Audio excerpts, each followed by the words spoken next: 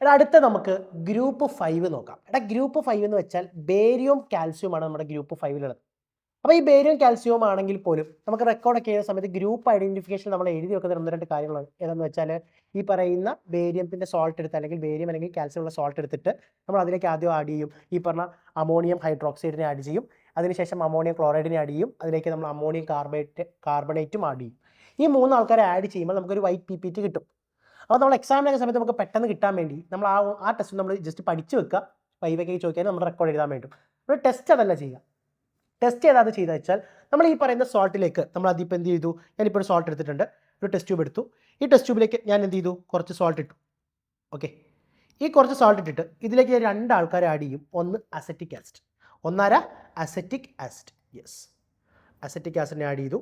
Acetic ആസിഡിനെ add ചെയ്തതിന് ശേഷം മക്കളെ ഞാൻ ഇവിടേക്ക് ആഡ് ചെയ്യുന്ന അടുത്തയാളാണ് മക്കളെ പൊട്ടാസ്യം ക്രോമേറ്റിനെ ആഡ് ചെയ്യും. ഞാനിപ്പോൾ ആഡ് ചെയ്തു, പൊട്ടാസ്യം ക്രോമേറ്റിനെ ആഡ് ചെയ്തു. അപ്പം നമുക്കൊരു യെല്ലോ PPT കിട്ടി. ഇങ്ങനെ യെല്ലോ PPT കിട്ടുകയാണെങ്കിൽ മക്കളെ നമുക്ക് പറയാം നമ്മൾ ചെയ്ത സാധനത്തിൽ ആരുണ്ട്, ബേരിയം ഉണ്ട്.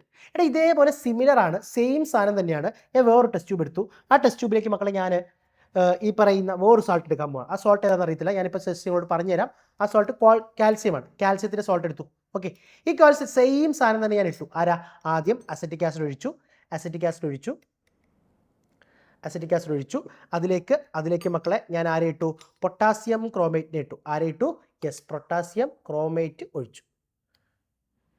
അപ്പോൾ നമുക്ക് എന്ത് ചെയ്തു, നമുക്ക് ഒരു യെല്ലോ കളറ് പോലെയാണ് കിട്ടിയത്. എടാ മക്കളെ യെല്ലോ കളറ് പോലെ ഇതുണ്ടോ, യെല്ലോ കളർ ഒരു കളർ പോലെയല്ലേ, നമ്മളിപ്പോൾ സ്പ്രൈറ്റ് ജ്യൂസ് അങ്ങനത്തെ ഒരു കളർ പോലെയല്ലേ. ഇവിടെ നോക്കിക്ക്, ഇതൊരു യെല്ലോ PPT അല്ലേ. അപ്പോൾ യെല്ലോ PPT ആണെങ്കിൽ നമുക്ക് ബേരിയം, യെല്ലോ കളർ ആണെങ്കിൽ നമുക്കാരാ കാൽസ്യം.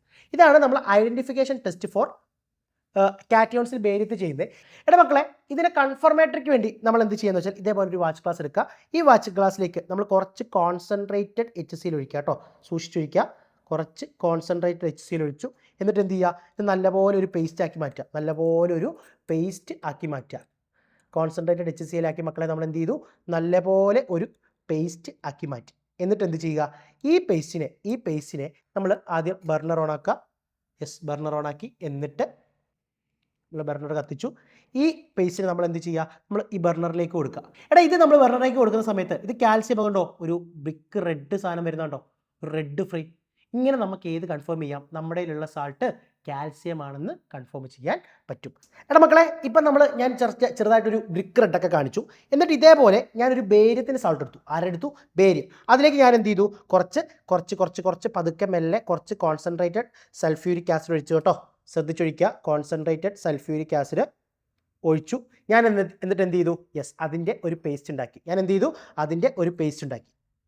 ഓക്കെ, അതിൻ്റെ ഒരു പേസ്റ്റ് ഉണ്ടാക്കി. ഈ പേസ്റ്റ് ഉണ്ടാക്കിയിട്ട് ഞാൻ ഫ്ലെയിമിലേക്ക് കാണിച്ചു. ഫ്ലെയിമിലേക്ക് കാണുമ്പോൾ നിങ്ങൾ ഫ്ലെയിമിൽ കുറച്ച് ശ്രദ്ധിച്ച് നോക്കുക. ഒരു ഗ്രാസി ഗ്രീൻ കളർ ഫ്ലെയിം വന്നേക്കുന്നുണ്ടോ, ഒരു ഗ്രാസി ഗ്രീൻ കണ്ടോ. യെസ്, ഒരു ഗ്രാസി ഗ്രീൻ. എടാ നമ്മൾ നേരത്തെ ചെയ്തപ്പോൾ ഇത് ഗ്രാസി ഗ്രീൻ വന്നാൽ മക്കളെ ആരാടാ, ഗ്രാസ് കണ്ടോ, ഒരു ഗ്രീൻ കളർ വന്നാൽ ബേരിയവും.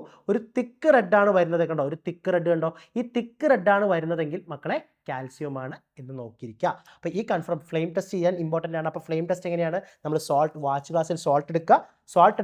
എടുത്തതിന് ശേഷം മക്കളെ എന്ത് ചെയ്യാടാ, നമ്മൾ സോൾട്ട് എടുത്തതിന് ശേഷം അതിലേക്ക് കോൺസെൻട്രേറ്റഡ് HCl ആഡ് ചെയ്തിട്ട് ഫ്ലെയിമിൽ കാണിച്ചാൽ ഗ്രാസി ഗ്രീൻ കിട്ടിയാൽ ബേരിയവും, ബ്രിക്ക് റെഡ് കിട്ടിയാൽ കാൽസ്യവുമാണെന്ന് നമുക്ക് കൺഫേം ചെയ്യാം.